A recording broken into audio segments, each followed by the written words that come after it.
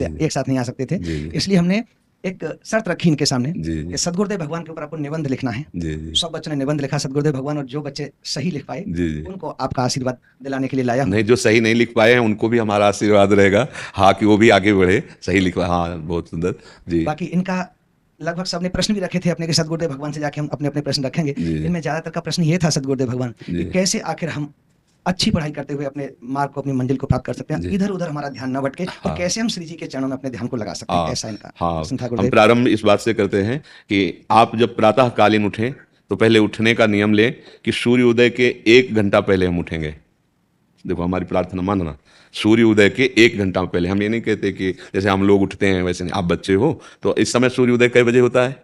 लगभग 6 बजे, 6। आप 5 बजे उठ जाइए और उठ करके सबसे पहला कार्य कीजिए, पृथ्वी के चरण स्पर्श कीजिए, भूमि के चरण स्पर्श कीजिए। और फिर आप जिस आसन पर बैठे हैं, देखो ध्यान से हमारी तरफ सुनना, जिस आसन पर बैठे हैं, जिस पे शयन किए थे, जिस सैया पर सोए थे, पृथ्वी को प्रणाम करने के बाद उसी सैया में 5 मिनट केवल बैठ जाइए और 5 मिनट बैठकर 5 संतों का नाम ले लीजिए। आपको कोई याद है 5 संतों के नाम? अगर ना याद हो तो याद कर लेना। किसी भी 5, जितने भी संत भगवान हैं हमारे, जैसे आचार्य रूप में, जैसे हम लोग श्री स्वामी हरिदास जी की जय, हरिवंश महाप्रभु की जय, हरिराम व्यास जी की जय, नागरीदास जी की जय, श्री ध्रुवदास जी की जय, 5 संतों के नाम याद कर लीजिए। वो 5 संतों के नाम, ये जीवन आपका देखना कैसा उन्नतिशील होगा। हरिको निज यस्ते अधिक भक्तन यश पर प्यार ताते, ये भगवान नाम से भी बढ़कर प्रभावशाली भगवान के जो भक्तों के नाम। इसके बाद नीचे उतरिए और पहले जो अपने माता पिता, अगर वो शयन कर रहे हैं तो कोई बात नहीं है, अगर वो शयन नहीं कर रहे हैं तो पहले जाकर माथा रखकर उनको प्रणाम कीजिए, उनके चरण। अगर हमारी बात मानोगे तो देख लेना तुम्हारा जीवन कैसा बनेगा। इसके बाद आधा लीटर या 1.25 लीटर जितना आप जल पी सकते हैं, उस जल को आप हल्का सा गर्म करवाइए अपने माता पिता से, जो भी आपकी सेवा में हो, या अगर आप स्वयं कर सकते हो तो स्वयं हल्का सा। अगर 500 ग्राम पी जाए तो और अच्छी बात है, और इससे ज्यादा पी जाए तो अच्छी बात है। वज्रासन में बैठना आता है? वज्रासन जानते हो आप लोग? कैसे, हमें बैठ के दिखाओ। नहीं, ये पद्मासन है। देखो वज्रासन, वो देखो बैठ रहे हैं, ये दोनों पैरों को ऐसे करके इससे बैठकर जल पिया जाए। ये आपके ब्रह्मचर्य की रक्षा करेगा, कब्ज नहीं होने देगा, और आपके मस्तिष्क की गर्मी को ठंडा करेगा। ऐसे वज्रासन में बैठकर धीरे धीरे 5 या 10 मिनट में जल पिया जाए। एकदम ना पिया जाए, गिलास में लेकर के 500 ग्राम जल धीरे धीरे उसको पिया जाए। फिर इसके बाद आपको 100-200 कदम टहलना है। फिर इसके बाद आप शौच जाइए। शौच, अगर आपका पेट साफ हो जाता है, अगर नहीं साफ होता है, कोई ऐसी परेशानी लगती है, तो 1 चम्मच ईसबगोल की भूसी और छोटी हर का आधा चम्मच अगर रात्रि में दूध से या पानी से ले ले तो वो बार बार शौच नहीं लगाएगा, पर आपकी आंतें साफ हो जाएंगी। शौच जाने के बाद स्नान करें और फिर तुरंत, अगर आपको व्यायाम आता है तो करें, नहीं तो सीधा सरल बात होती है, 20 बार बैठ जाए बैठक और 10 बार लेटने वाली दंड। और इसके बाद जो अनुलोम विलोम, जो इसे खींचे इसे छोड़ दे, इसे खींचे इसे छोड़ दे, इसके बाद दोनों हाथ ऐसे करके 7 बार ऐसे करे, सीधा खींचे और सीधा छोड़ दे।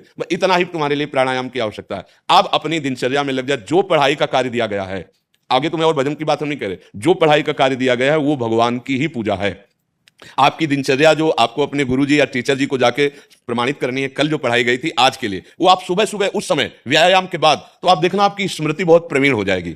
अच्छा, ये आपकी प्रातःकालीन दिनचर्या है। जब आप अपने गुरुदेव के पास स्कूल जाएं तो हमें आजकल का तो अब पता नहीं, पर हम लोग जब जाते थे तो अपने गुरुजी को प्रणाम करते थे। होता है प्रणाम? होता है अभी प्रणाम करते हैं? मतलब आप क्या करते हैं जब सुबह स्कूल जाते हैं, क्या करते हैं गुरु भगवान को बताओ। अच्छा, ये ऐसा पहले गुड मॉर्निंग गुड आफ्टरनून करते थे बच्चे। अब जब से आपका आशीर्वाद मिला है श्री जी की कृपा से, सब राधा वल्लभ श्रीवंश, नर्सरी के बच्चे भी राधा वल्लभ श्रीवंश बोलते हैं गुरुदेव भगवान। हाँ, तो जो स्कूल में आपको पढ़ाई पढ़ा रहे हैं वो तो बात है। अब आपको जो हम खास बात बताना चाहते हैं वो कि देखो, अभी छोटे छोटे बच्चे हो, बच्चों में कुछ बच्चे ऐसे गंदे बच्चे होते हैं जिनके गंदी बातें दिमाग में आ जाती हैं और गंदी बातें वो करने लगते हैं आचरण में। आप लोग इतना तो जानते ही होंगे कि गंदी बातें किसे कहते हैं। आप लोगों के पास अगर मोबाइल है तो कभी गंदी बात देखना नहीं। कोई भी बच्चा अगर गंदी बात दिखाए तो अपने टीचर से या अपने माता पिता से जाके शिकायत करनी चाहिए, वो बहुत हानिकारक होती है। कभी कोई भी गंदी बात अपने द्वारा नहीं होनी चाहिए। अभी आप नवीन जीवन धारण किए हुए हैं, आप भगवान की प्राप्ति, देश की भक्ति और बहुत अच्छे अच्छे पदों में जा सकते हैं। देखो, जब हम लोग स्कूल में पढ़ते थे तो कोई ये थोड़ी जानता था कि ये बच्चा भी महात्मा बनेगा, कोई थोड़ी जानता था। स्कूल में जब पढ़ते थे तो थोड़ी कोई जानता था कि ये मुख्यमंत्री या हमारे देश के प्रधानमंत्री बनेंगे, लेकिन इन्हीं में तो बनते हैं ना अच्छे पवित्र आचरण और पवित्र संस्कार। ब्रह्मचर्य के लिए गंदे बच्चों का संग त्याग करना, गंदी कोई ऐसी हरकत सिखावें या बात सिखावें तो उसको सुन करके छुपा नहीं लेना, तुरंत अपने टीचर से बताना या अपने माता पिता से बताना, और ऐसे बच्चे का कभी संग नहीं करना। और रात्रि के सोते समय